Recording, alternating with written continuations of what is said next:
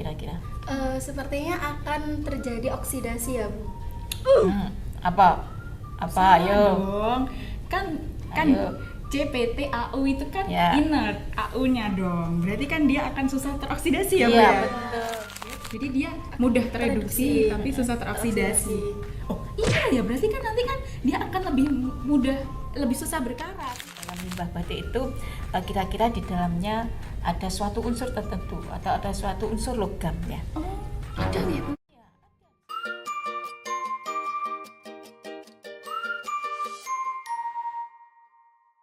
Selamat pagi, Bu. Selamat pagi. Terima kasih sudah mau menjadi narasumber kami, nggih, Bu. Sama-sama. Sehat-sehat semuanya? Iya, alhamdulillah. Alhamdulillah. Ibu, bagaimana kabarnya? Alhamdulillah baik dan selalu sehat semoga. Amin. Nah, teman-teman, pada video kali ini kita akan ditemani oleh narasumber yang gak kalah hebatnya dari narasumber sebelumnya.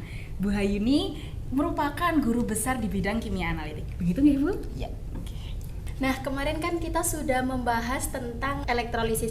Ternyata ditemukan bahwa adanya keterkaitan antara konsekuensi tersebut pada kehidupan sehari-hari kita. Ya. Nah, bener banget. Mulai dari pembuatan bokor dan dulang, pembuatan kris, yang merupakan penerapan dari sel elektrolisis.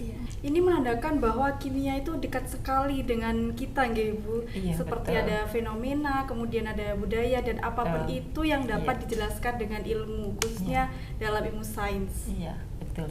Betul sekali. Jadi kalau di dalam pembelajaran itu ada yang namanya ethnoscience ya. Jadi ethnoscience ini berasal dari kata ethnos ya, yang artinya adalah bangsa, sedangkan science ini adalah berarti ilmu pengetahuan ya begitu.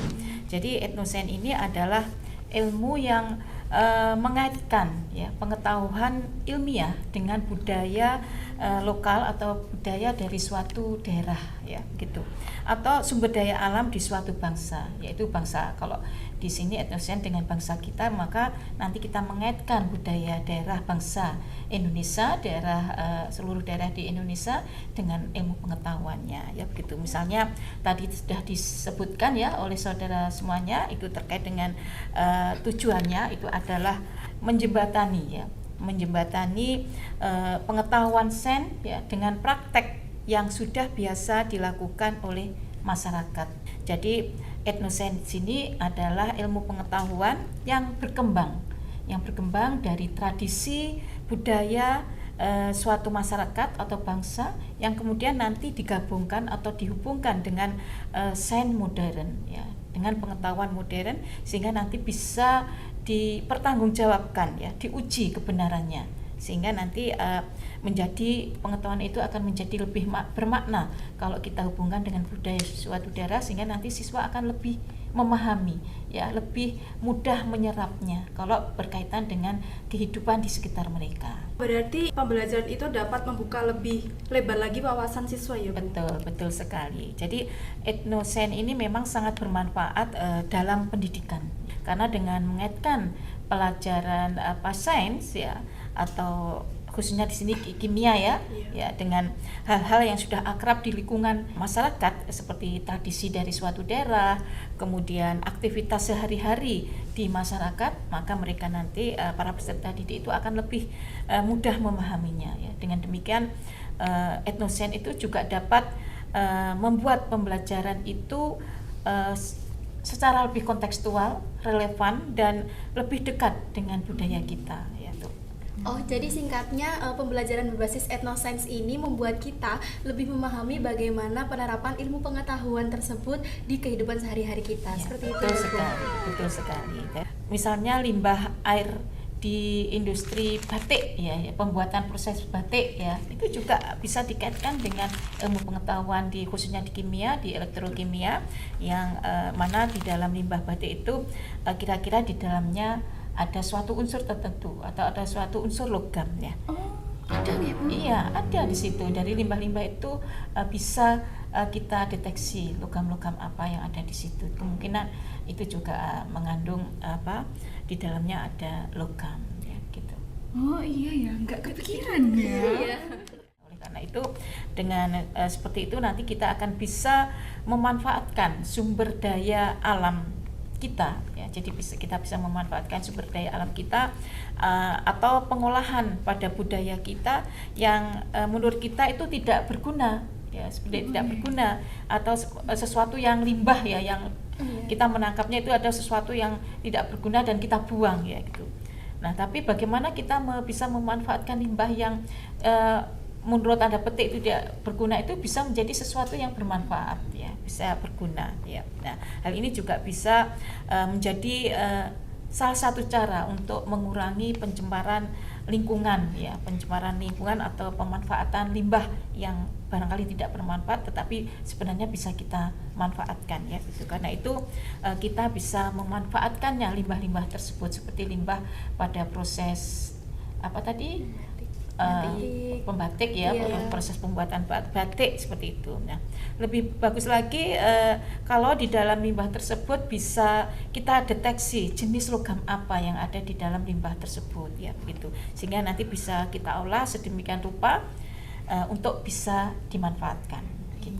Iya ya, bisa-bisa kita nanti kalau misalkan mau memanfaatkan mau membuang suatu limbah gitu ya, kita pikir dulu ini ada manfaatnya apa enggak. Kalau ada, jangan dibuang dulu ya. Di dalam elektrolisis itu memang ada yang namanya electroplating. Mungkin saudara juga sudah sering mendengar ya proses electroplating itu seperti apa. Nah, ini electroplating ini adalah proses pelapisan logam ya. Proses pelapisan logam dengan bantuan arus listrik ya begitu. Mungkin saudara ingat ya di mata kuliah apa ya, di mata kuliah ada kimia fisik, di elektrokimia ya, kimia fisik. ada di kimia fisik ya, sudah mendengar proses electroplating itu.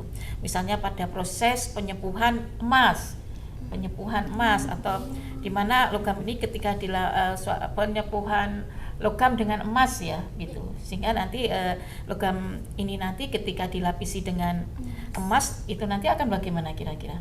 Sepertinya akan terjadi oksidasi ya Bu. Apa ayo dong, kan ayo. CPT-AU itu kan inert, AU-nya dong. Berarti kan dia akan susah teroksidasi ya, Bu? Iya, betul. Kemarin belajar materi elektrokimia ya? Iya kan? Iya belajar. Ya, kira-kira apa konsepnya? Kalau misalkan potensial reduksinya tinggi, itu nanti akan susah teroksidasi. Jadi dia mudah tereduksi, tapi susah teroksidasi. Oh iya ya, berarti kan nanti kan dia akan lebih susah berkarat. Iya, karena potensial reduksinya tinggi, seperti itu ya Bu. Ya, itu. Nah, itu kan yang membuat kenapa harga emas itu mahal, ya, iya kan? Iya. Karena apa kira-kira? Karena potensial reduksinya tinggi. Akibatnya dengan potensial reduksi yang tinggi susah teroksidasi. Iya. Betul. Iya. Oke, ya. Susah teroksidasi. Iya. Kamu pikiran nggak? Belum sampai situ sih. Belum sampai Ya, situ. betul. Jadi betul Iya. sekali. Jadi contohnya seperti pembuatan keris ya, pembuatan keris dengan pelapisan logam ya. Itu juga terkait dengan budaya kita ya, khususnya di Jawa itu ya sangat. Kalau zaman dulu itu kan keris itu menjadi pegangan para pejuang kita dulu untuk sesuatu yang bisa membuat mereka lebih kuat ya begitu. Jadi seperti pada proses pembuatan keris dengan pelapisan logam ya, dimana kemudian juga pembuatan bokor dan dulang. Tahu bokor dan dulang nggak? Iya, itu waktu ke Bali kayaknya saya sempat lihat gitu. Iya, Saya masih belum pernah. iya, Saya iya. juga belum pernah Iya. lihat bokor. Ya, jadi itu juga termasuk prinsip elektrolisis ya, di mana logam perak itu direduksi ya dan menempel pada permukaan tembaga ya, membentuk lapisan yang indah ya, lapisan yang indah yang mana ini sesuai dengan seni keinginan dari para leluhur ya. Iya, mereka suka dibuat dengan model yang seperti apa, ukuran lukisannya seperti apa. Di keris itu kan mesti ada ukurannya itu ya. Nanti supaya mereka keris itu tidak mudah berkarat, maka itu dilapisi ya, gitu ya, supaya lebih indah ya, tidak mudah berkarat ya begitu. Jadi perlu kita pahami bahwa sebenarnya semua yang ada di dunia ini dapat dijelaskan secara ilmiah ya, dengan sains ya begitu. Oleh karena itu kimia itu memang sangat dekat dengan kehidupan sehari-hari kita. Oh, jadi sebenarnya praktikum yang kita lakukan itu sudah banyak sekali penerapan bidang budaya. Betul, iya. Sebenarnya secara tidak langsung semuanya itu sudah kita lakukan dalam kehidupan sehari-hari masyarakat kita zaman dulu ya. Tapi belum terungkap aja, artinya belum kita pahami secara detail ya gitu. Jadi memang benar, dan ini menunjukkan bahwa ilmu kimia itu sebenarnya sudah kita terapkan sejak lama. Sejak lama ya, sejak zaman dahulu ya. Bahkan dalam hal-hal yang terlihat tradisional ya, terlihat kita kira sebenarnya kuno, tidak perlu kita lakukan, tetapi sebenarnya di dalamnya itu akan bermakna dan berkaitan erat dengan ilmu kimia ya gitu.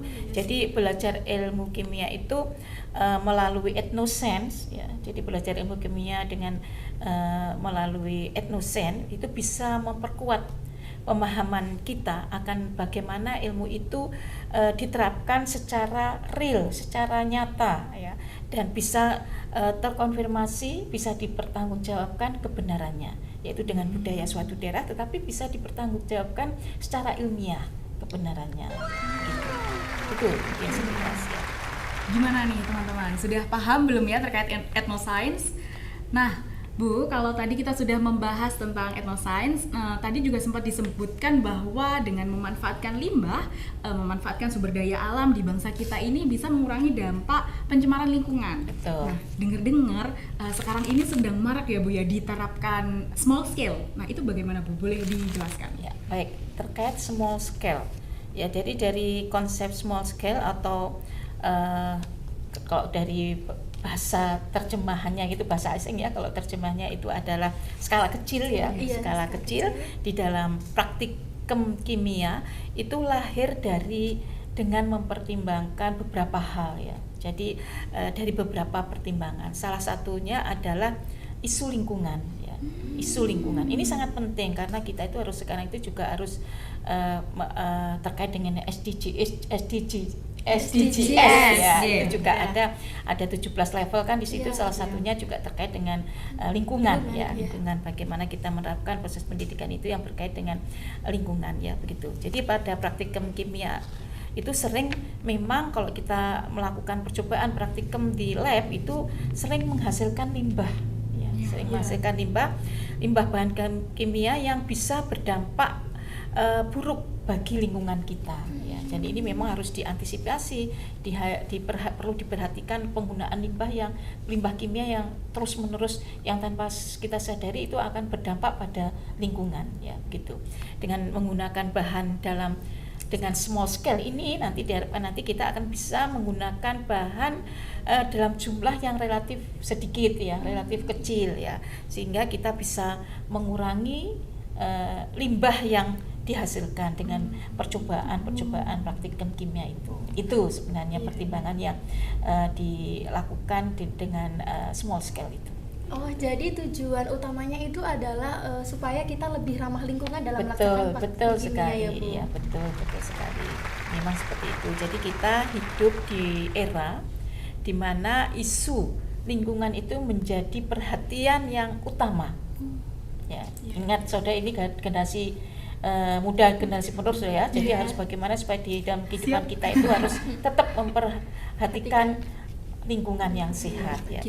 Jadi limbah bahan kimia itu memang yang dihasilkan dari laboratorium itu tidak hanya berbahaya ya, tetapi juga sulit untuk dikelola ya. Oleh karena itu bagaimana kita bisa mengurangi limbah sekecil mungkin ya gitu. Dengan small scale ini nanti kita diharapkan nanti akan bisa mengurangi dampak lingkungan ini secara signifikan ya begitu.